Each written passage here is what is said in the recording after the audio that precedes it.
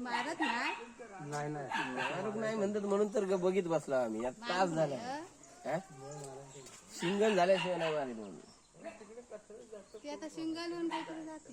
ती तोपर्यंत मिळत नाही. आता तोपर्यंत मिळत नाही. तोपर्यंत गेले गेले आता ती तिकडनं जाणार हा. आता काही घंटा मारूक मिळणार. आता मारू बरा होता. आता काय मारशी तासभर ते सुटणारच नाही तर ते जुळतच राहणार.